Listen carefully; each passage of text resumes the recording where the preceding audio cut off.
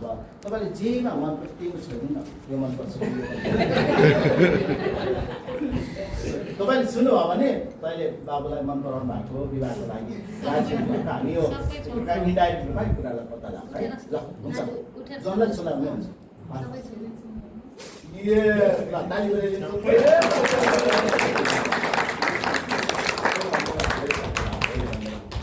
ल तपाईँले पत्ता लगाउनु भएन उहाँलाई सबै मनपर्ने रहेछ।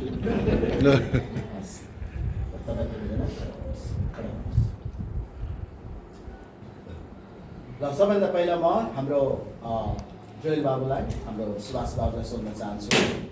मैले सुभाष भन्दा जोयल भन्दा सुरज भन्दा है कुनै पनि शब्द ल सुभाष बाबुलाई प्रश्न गरेँ। सुभाष बाबु तपाईँले अस्मितालाई मन पराउनु भएको छ, विवाह गर्ने इच्छा भयो नि त? तपाईँलाई उनलाई मन पराएर विवाह गर्ने कुराहरूमा परिवारको कुनै सदस्यबाट प्रेसर दबाब दिएको छ कि छैन? के लोभ लालच देखाएको छ कि तपाईँको स्वेच्छाले हो?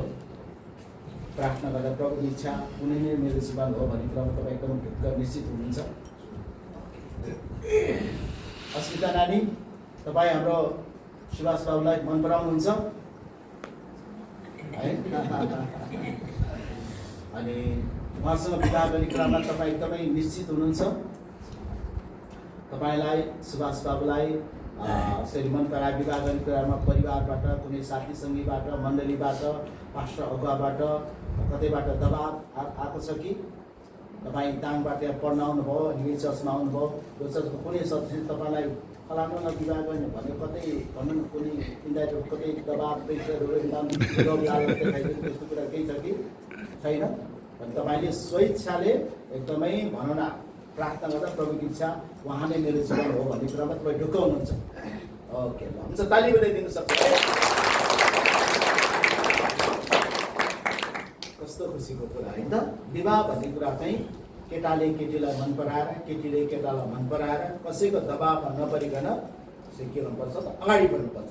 र उहाँ दुवैजना परमेश्वरको जन हुनुहुन्छ, प्रभु येशू ख्रीष्टमा विश्वास गर्ने भक्तजन हुनुहुन्छ। त्यसले गर्दाखेरि हामी चाहिँ प्रार्थनामा विश्वास गर्ने मानिसहरू पनि हौँ। अनि पहिला बाबुले पहिला पछि पहिला बाबुलाई दिनु। ल मगनीको चिन्ह हाम्रो सुभाष बाबुले अस्मिता नानीलाई दिँदै हुनुहुन्छ, हुन्छ दिन सक्नुहुन्छ।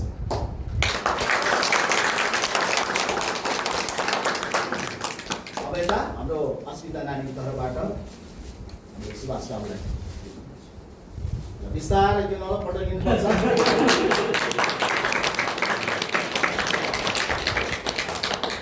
हुन्छ अब हामी माला दिन सक्छौँ है। पहिला सुभाष बाबुलाई पहिला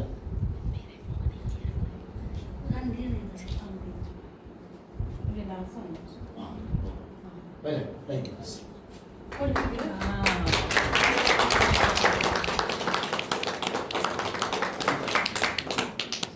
ल मगनीको चिन्ह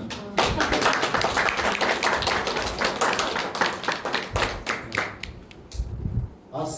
म अब अन्तिम एउटा प्रश्न गर्न चाहन्छु हाम्रो दुवैजना मगनीमा सहभागी हुने हाम्रो सुभाष बाबु र अस्मिता नानीलाई।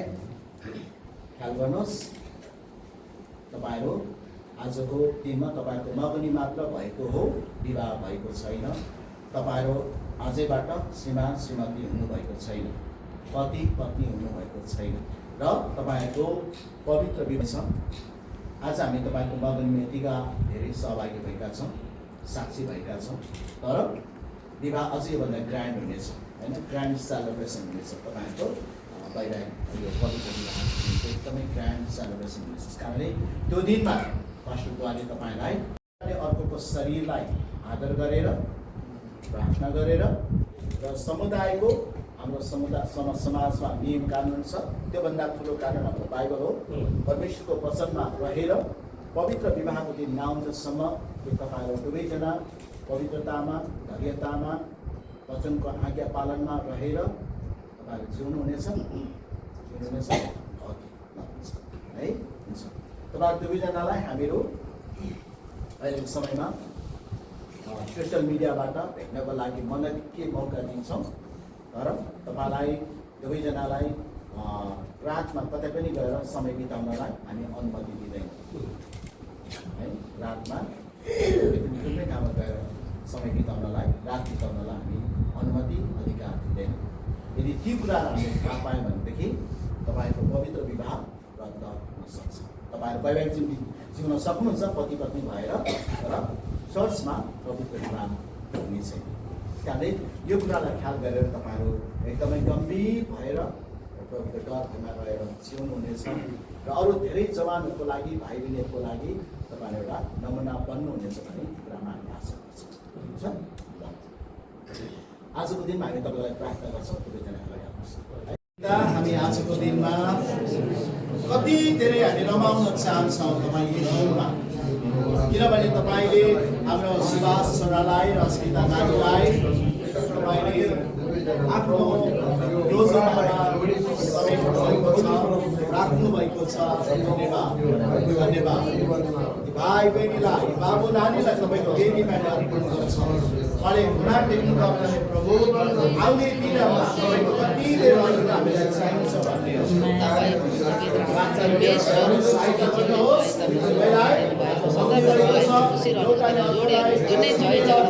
अलग राख्नु भएको छ। बन्धनमा बाँड्नु भएको छ। घर परिवारमा सबै कुरामा मद्दत गर्नु तपाईँको छोरा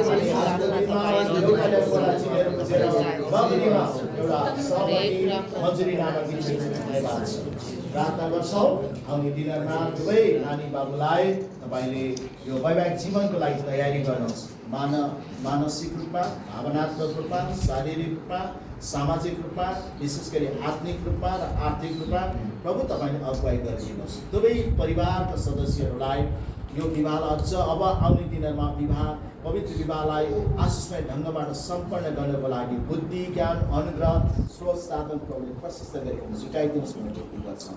धन्यवाद। सबैजनाको प्रार्थना सुनेको ग्रहण गर्नुहोस्। प्रभु येशू ख्रीष्टको अति उच्च नाममा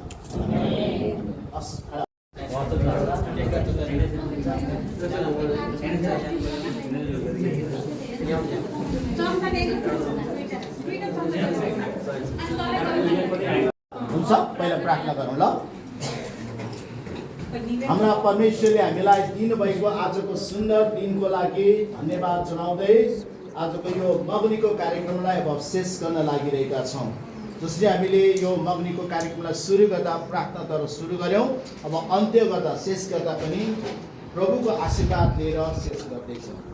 धन्यवाद तपाईँले हाम्रो बाबु सुभाषको लागि, अस्मिताको लागि, सुभाष बाबुलाई हाम्रो माझमा चिनाइदिनु भएको लागि, एउटाले अर्कोलाई चिनेर, जानेर, बुझेर, माया गरेर, प्रेम गरेर एउटाले अर्कोलाई यसरी माग्नु भएको छ अनि सहमत जनाउनु भएको छ। निकट भविष्यमा नै उहाँको पवित्र विवाह हुनेछ। परमेश्वरको विवाह, पवित्र विवाह करारद्वारा उहाँहरू पति पत्नी बन्नुहुनेछ। हामी त्यो दिनको प्रतीक्षामा छौँ। विशेष गरी दुवैजनालाई, दुवैको परिवार र फ्यामिलीलाई प्रभु तपाईँले सहायता गर्नुहोस्, अनुग्रह गर्नुहोस्, कृपा गर्नुहोस्। एकदमै अबको निकट भविष्यमा नै पवित्र विवाहको लागि जे जति कुरा मिलाउनु पर्ने छ प्रभु हामी तपाईँको हातमा राख्छौँ। धन्यवाद। आजको दिनमा अब परमेश्वर पिता तपाईँको प्रेम, प्रभु येशू ख्रीष्ट तपाईँको अनुग्रह, पवित्र आत्मा तपाईँको सङ्गति र सहभागिता हामी सबैमाथि, तर विशेष गरिकन हाम्रो बाबु सुभाष र नानी अस्मितामाथि राखिदिनुहोस् भनेर आजको मगनी कार्यक्रमलाई औपचारिकमा अन्त्य गर्नेछौँ। आशीर्वाद माग्छौँ हाम्रो जीवित मुक्तिदाता प्यारो प्रभु येशू ख्रीष्टको पवित्र नाममा। जय मसीह। नमस्ते। अब सकिएको छ कार्यक्रम। अब दुवैजनालाई हामी केक काट्ने अनुमति दिनेछौँ।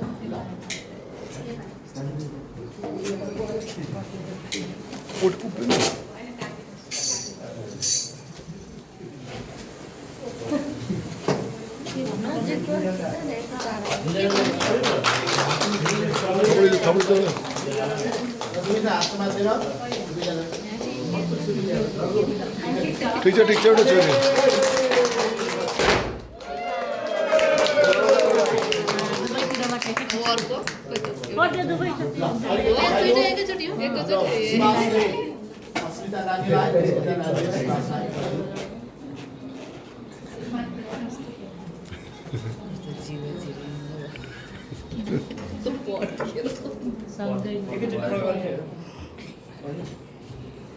फेरि ताली।